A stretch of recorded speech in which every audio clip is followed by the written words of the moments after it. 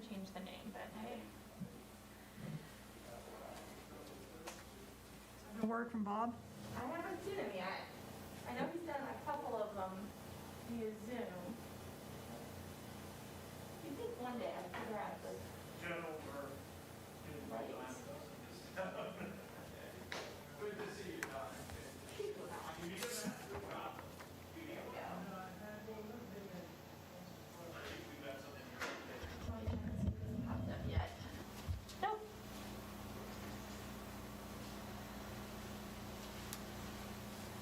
Okay, well, let's get started. Hi, Nancy. Hi, Melanie. I presented our work to date to the county council, or city council, on the 8th, and it was well received, I think. And can I interrupt you for 1 second, Melanie? Yes, And just say, it was well received, but it was also extremely well presented, so thank you. agreed. Thank you. Wonderful job. Thank you. So you were watching, Nancy? Yes. Yes, okay. So the takeaway that I got was that we're going in the right direction, and that that we should really just proceed. The issue I'd like to talk about today is the call from the comp plan that this kind of zone should have design flexibility. And in looking over what we've prepared to date, it's a lot of, you have to do this, you have to do this. And I've been thinking about this a lot, and something that occurred to me is maybe we prepare all this as this is how it should be, but we're going to leave design flexibility so that if you, as the planner of this project, have a better idea, we would like to see it. And that the planning commission would then have the authority to say yay or nay. That these setbacks, these dimensions, this open space location is in accordance with what we want. But to leave the flexibility for there to be, tighter setbacks or different kinds of dimensions. And maybe even, if the open space, if they do something fantastic with the open space, that perhaps it's a little less than what we call for because they've done such a good job on it. But I just have a feeling that all of the ideas we've come up with, I think, are very good, but I don't want it to become commandments. I want them perhaps to be suggestions and recommendations rather than commandments. I guess the question is how we walk that line between ensuring flexibility while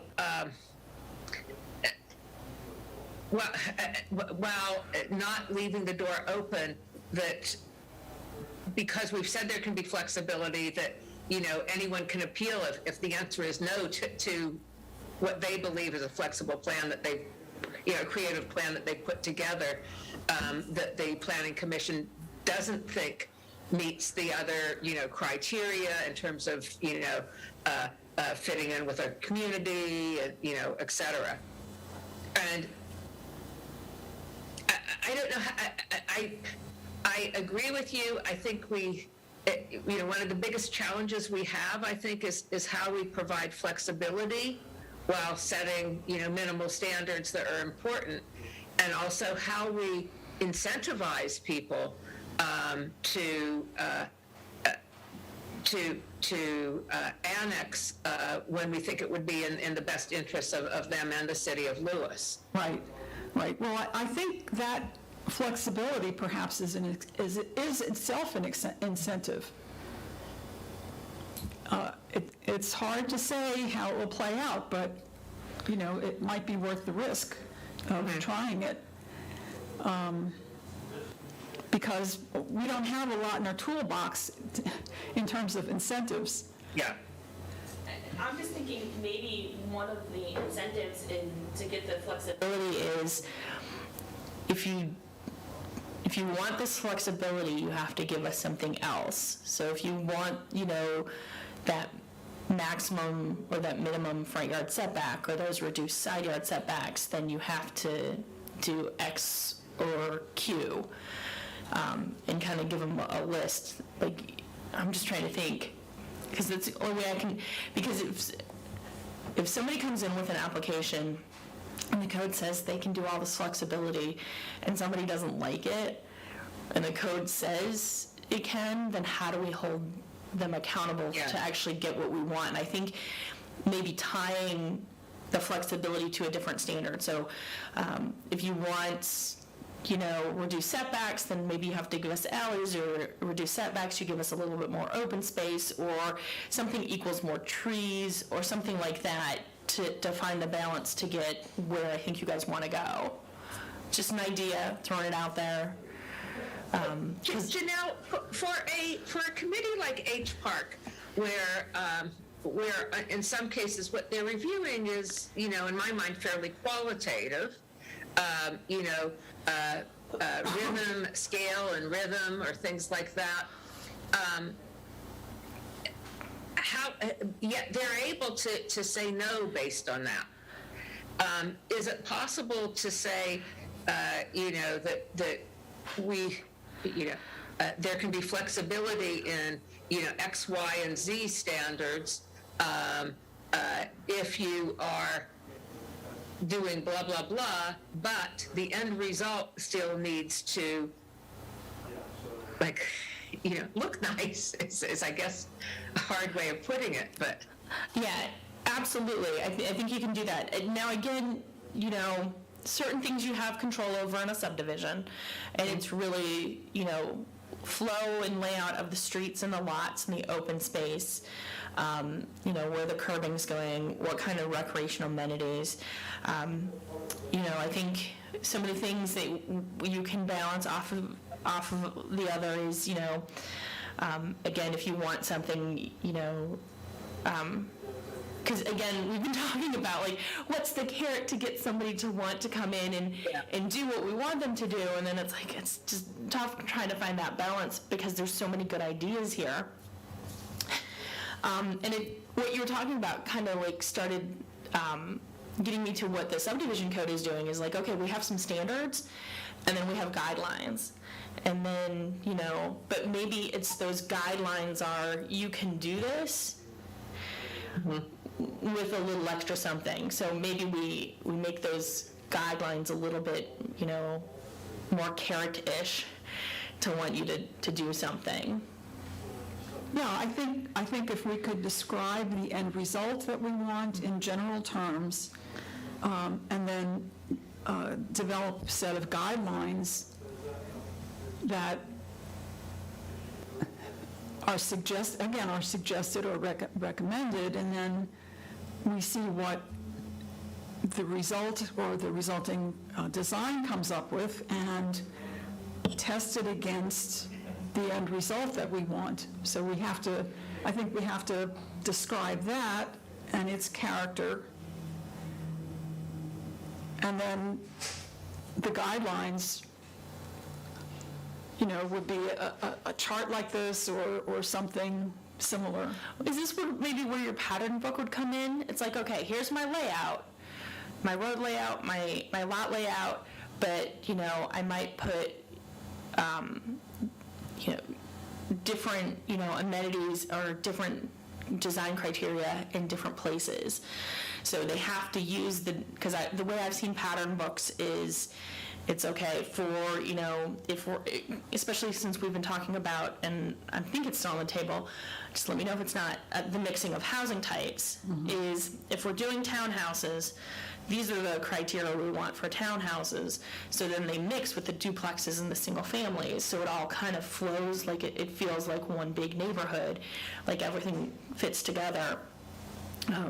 I kind of want to say like Beach Plum Drive, they're duplexes and single families, especially right on there, they, don't that really kind of look like, they belong and fit into the scale.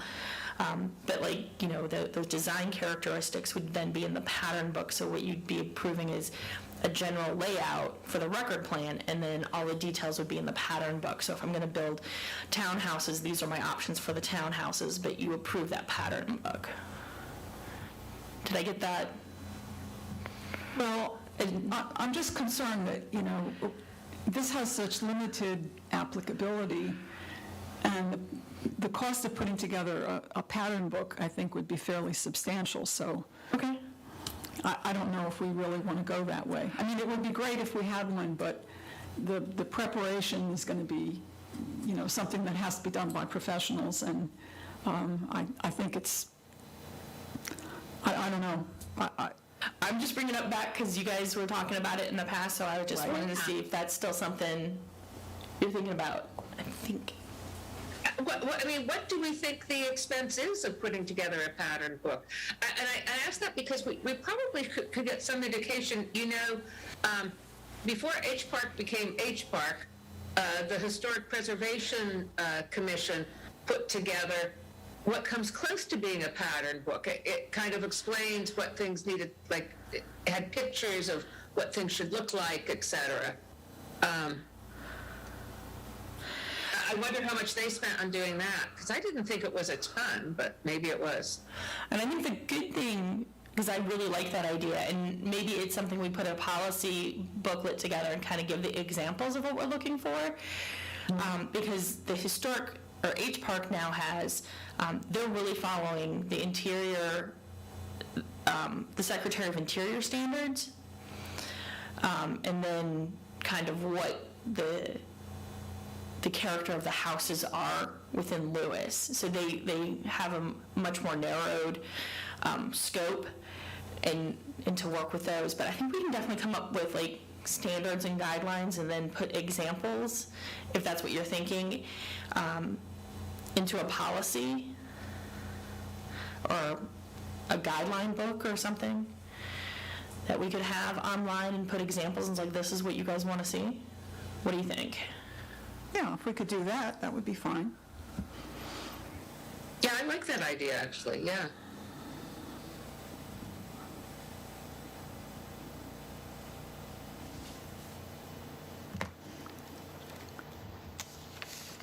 Okay. So then we need to come up with, I guess, some of the guidelines that we want to include. And I think you brought up a great number of them at the meeting, Yeah. the setbacks and the front porches, which I love the idea of a front porch. It just gives a sense of place. The garages behind or, off an alley. Yeah, I can certainly write that up as a set of guidelines, perhaps. And do you want to write some guidelines on the open space, Nancy? Okay. Yeah, sorry, I'm nodding my head yes, but you may not hear it, the shaking of the balls in my head, but yes. How are you proceeding with that on the subdivision committee? Are you incorporating all of that into the proposed regs? Yes. And we're incorporating it with a series of, there's a statement of intent, then a list of standards, and then a list of guidelines. And I think what we can do is look at, perhaps in this situation, we want some of the standards to kind of come in as guidelines maybe for a subdivision, for annexation. Well, is there anything in the annexation zone that you think is not going to be included in the subdivision regs? I mean, is there something special that we're doing there? Or in the annexation zone? Is there, I'm just thinking for a moment, Yeah. thinking, is there anything that would be different. I think the big one is there a central open space suggestion in the subdivision regs, or is that something that we're going to keep separate for the annexation zone? Yeah, I think that would be separate for the annexation zone. And in part, you know, when you're looking at subdivisions within Lewis right now, basically there aren't many large tracts of land.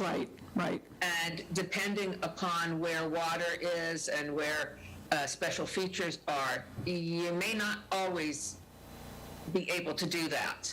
Whereas I think when we're talking about annexation, we're typically talking about slightly larger tracts of land where that should be possible. Right. Okay.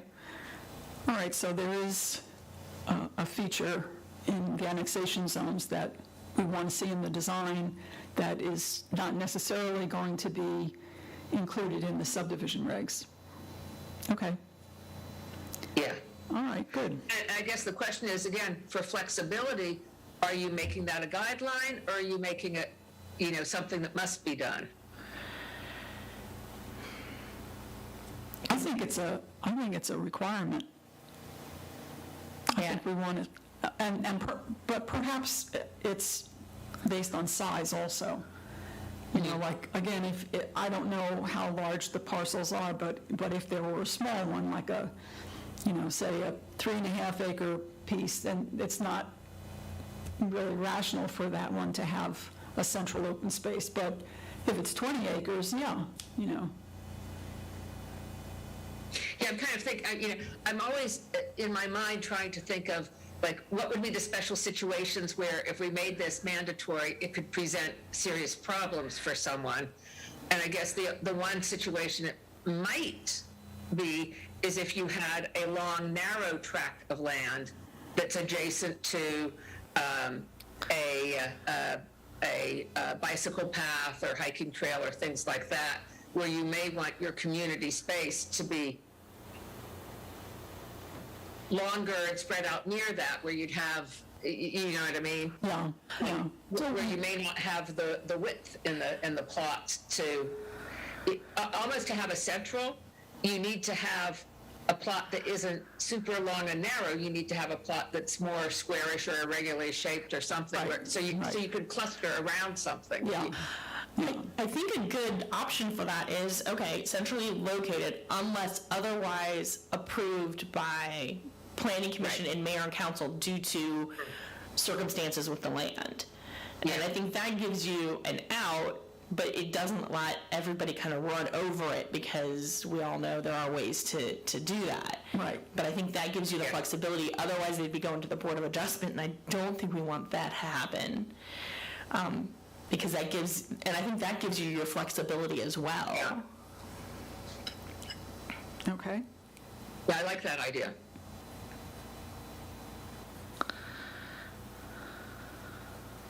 Or we could call it, you know, hardship or practical difficulty, like you need a variance, you know.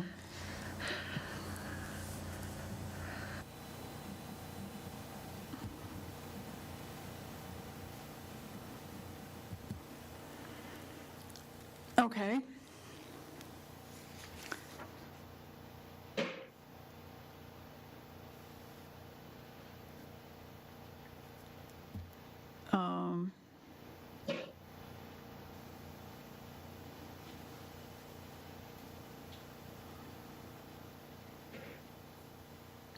We talked a little bit at the meeting about the possibility of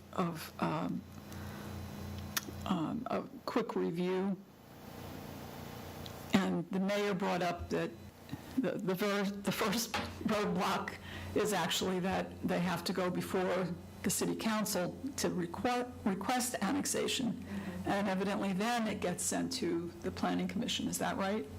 So the process for an annexation is, the way the charter reads is, it goes the request for annexation goes to the mayor and council. So annexations always take they have an extra step at the beginning before you can get to the land development process. So it goes through, like you said, it goes through the mayor and council for whether or not it should be annexed and what that proper zoning for the land should be. They make that determination, and then if it's annexed, then they'll make an application and it'll go through that application process. So for we're talking about a subdivision, so it'd come through the subdivision process. Okay, so when they come to the city council, they don't have a plan ready? Or do they? So sometimes they have an idea, like if they want to do residential, they know they want to do residential, but they're not going to have a plan. And I know Glenn has stated in the past you can't tie an annexation and a subdivision together because it gets messy. So if they want to do residential, they know they want to come in for residential. Like the most recent one is the Lewis Brewing Company. They already knew they wanted to use the property for a brewery, and Right. they needed the sewer and the water. Right. So they And knew they that. needed zoning. And they needed, well, yeah. So they had to annex into the city. But typically, if they're annexing for a residential, they have an idea of that they want to do residential. They've probably gotten some concepts of what they want to do, but they don't go into too much detailed engineering until they know they're going to get annexed and approved for the zoning they want, because if they say they want one zoning and the council says something different, then those plans are then not relevant. Right. Okay. So how long do you have any record of how long, for example, what's the one on New Road? Oh, the Brittingham Farm, Lewis Waterfront Preserve? Lewis Waterfront Preserve. Yeah. Do you know how long that took before it got to the Planning Commission? I think that one took a lot longer because I think that annexation process took a lot longer because there was so much public involvement. I think that took a number of months for that to be annexed. I want to say typically the shortest it probably could happen is 3 months because council has to get the request. So somebody requests to come in for annexation. Council then creates their annexation committee, so they all go off to do their research. They make a recommendation back to the full council, and then I think the next step is for the resolution to accept the annexation and the change of zone, or the new zoning classification. So I think it can be done in about 3 months.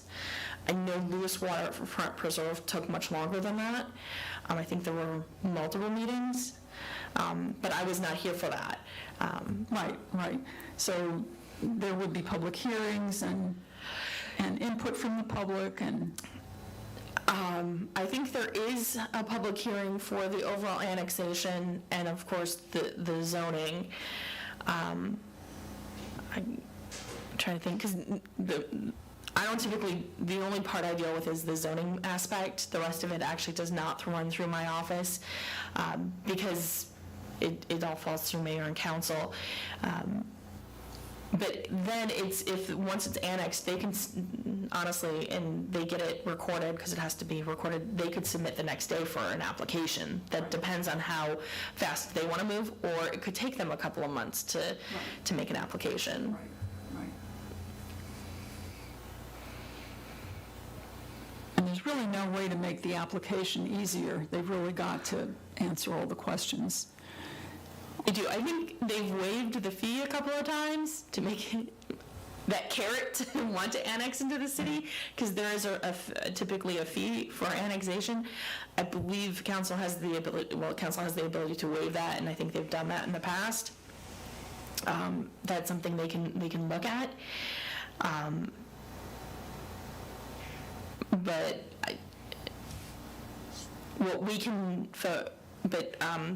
if they want to look at that process, council would look at that process, and I think it's dictated in the charter, which is a much more difficult process to change, because that requires the state to approve a charter change. In terms of the process that in a sense, LPC has some control over, Are there steps we can take that would make that more efficient, easier, I mean, clearer, but still provide the safeguards I think residents of the city would like for annexation?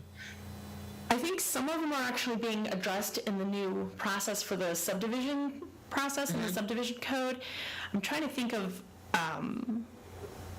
if there's another way to, maybe it's not requiring that first meeting before planning commission, it's just they go straight to the public hearing. So that saves them a month or two, because they have to do their work, and they make the application and they go straight to their public hearing. That's something that I think you could look at, because that's going to save at least a month or two for review process and timing to get through the process. So that would be skipping the introduction of the project, basically. Yes. But you'd get that at the public hearing. LPC would get that introduction at the same time that the public does. Correct. Janelle, how long does the staff review take? Charlie's review takes at least 60 days, depending on what I've got in my office, and depending on the detail of the project, I need 30 days. It all depends on the number of projects and how fast I can get through the plan review.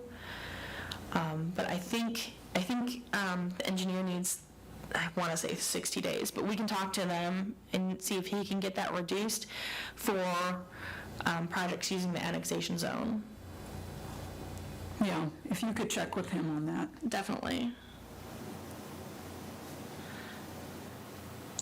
And I guess the other question is when it takes 60 days, is it a workload backlog issue, or is it that he needs to be liaising with, checking with so many other different things, to get it done, where there's a lag time sometimes in getting a response from DelDOT or, whoever? So typically, I think it'll come in, they'll get a copy, and then he needs to assign it to one of the engineers to review, and then typically they get together and meet about it, and then they are done with their staff review, and then it would come to me. So, as we're looking at the new subdivision process, is to put all the staff reports together. So we've got one big staff report. But I think it has to deal with their workload, because they're reviewing it for both BPW and the city. Mm-hmm. So they're looking at the utilities plus other things, but I think Charlie and I have had a discussion, and we need to sort it out about, since I do such a detailed review, that they don't need to look at certain things because I'm already looking at them, because they would look at, setbacks and other things, and I'm catching that. So we might be able to find some flexibility there. Yeah. But I will definitely ask. Janelle, do you ever have a pre-submission meeting to sort of go over issues with the developer and his engineer? We're actually trying to put that into the subdivision code because it saves so much time. Right. In the current state, we've written that into the subdivision code. And Yes. I was just wondering whether that's going to cover that, or whether that would be helpful to have something like that here. Well, don't forget, it still has to follow the annexation. It's the subdivision process. But it's where we can find, because they'd be following the cluster subdivision criteria instead of some of the other subdivision criteria, but the process doesn't change, so they still have to meet with staff first, which is, honestly, when they do that, I can catch things, and it's like, yeah, you need to fix that. Absolutely. Yes. Absolutely. Is there anything, the other thing we're doing, or at least proposing with the subdivision, changes to the subdivision process, is to provide checklists for the applicant. So, there's so many things in different parts of the code that have to be included. Yeah. And the idea was to have a checklist so they can see all of those, so they don't end up putting forward an application, and the first thing that they get back is, well, you're missing this, and that. And, Right. And are there additional things for cluster and whatnot for annexation, where it might be helpful to do that. And, the idea, again, Melanie, was that this would make the process more efficient. Right. Janelle, are there any outside agencies that review that first submission? Like DelDOT or... So we've asked for verification that they've had a sit-down meeting with the Conservation District. Oh, that's Okay. one of the proposals. Yes. They typically always have to have met with DelDOT. The fire marshal usually comes in a little bit later, and those are the big ones that I can think of. I'm thinking if you wanted to have some ideas, if we had that policy book of like those criteria that in examples, we could give that to them ahead of time to take a look at, so they know what you guys are thinking before the application gets submitted. Okay, the other thing that occurs to me is I've worked in a lot of jurisdictions that had a pre-submission public meeting with, like on-site, and, certainly at this time of year it's not possible, but, I've conducted meetings in the field where we're showing the plans to the community so that, it's not all of a sudden in front of the Planning Commission and there are 6 million people clamoring against it, that people are informed earlier of what's going to happen on that property. So a lot of places I've worked, because I like that idea, it's just, I don't think all the developers are going to want to do that, and that is just from past experience I've seen. I know there's one in the county, they are taking public comment, because they're looking at a very large development, but sometimes, they're just going to come in, it's like, well, the code says I can do this, I'm going to do what the code says, we're going to have our public meetings. I think it all depends on the developer and the engineer. I'm not sure you want to require that, because even if it's before, because the city would not be part of it, I don't think. No. But that's something no that... active part. Yeah. The reason I'm thinking that it's a good idea is that it might preclude a lot of misunderstandings, and it might actually help move the process along faster if there isn't, a lot of public that has to be informed about it and bring up issues, that the issues arise early on and can be addressed then. It's a suggestion. Absolutely. And again, maybe it's something that we encourage rather than require, but make it explicit that we want you to do this in order to bring up issues before we get to the Planning Commission review,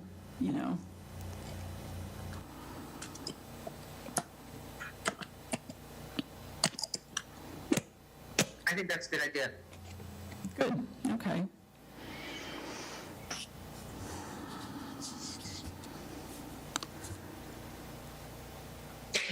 Melanie, is Bob joining this committee? Well, we don't see him today, so Okay. Maybe he's out of town, I don't know. Oh, okay, sorry, just was wondering. Well, so let's see where we're going to go with this.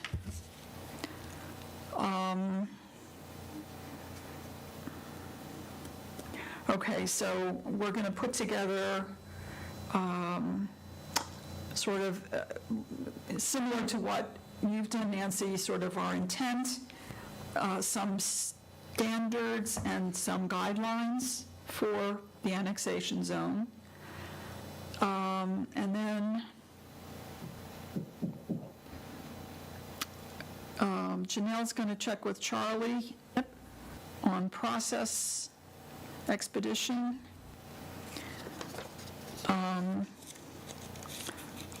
We probably need a checklist. And and pre-submission meeting suggestions. Okay. Well, that's all I have. Anything else that you want to talk about, Nancy? Janelle? No, I don't have anything. No? Okay. Should we have another meeting before we present this to the Planning Commission?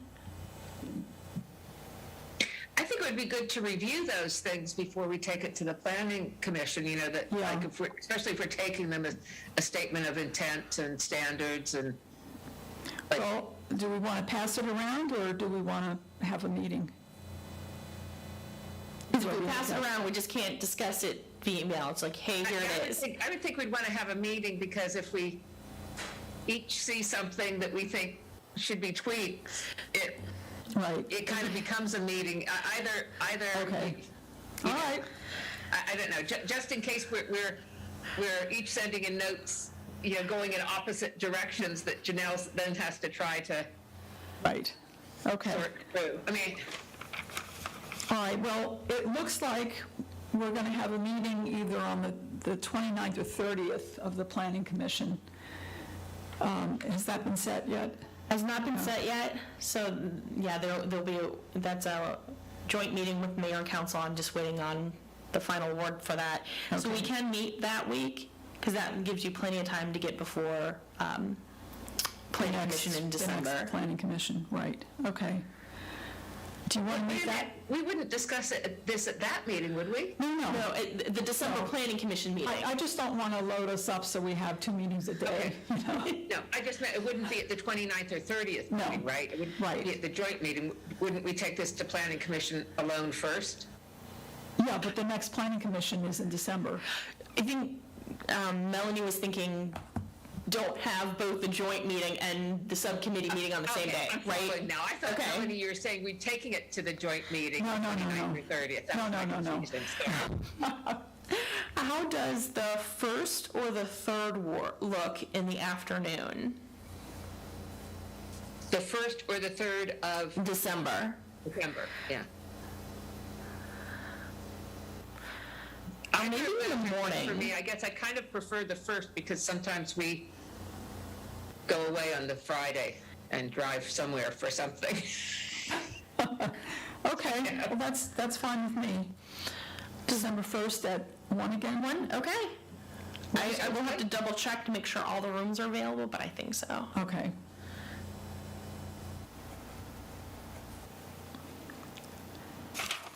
Okay, Perfect. thank you very much. All right. And thank you, Melanie, for doing the heavy lifting with city council. You're welcome. I thought it was good to see how engaged they were too, Yeah. so that was good. Yeah. Okay, I like the short meetings. Getting stuff done. Yeah, me too. Efficient. That's what we like. Yes.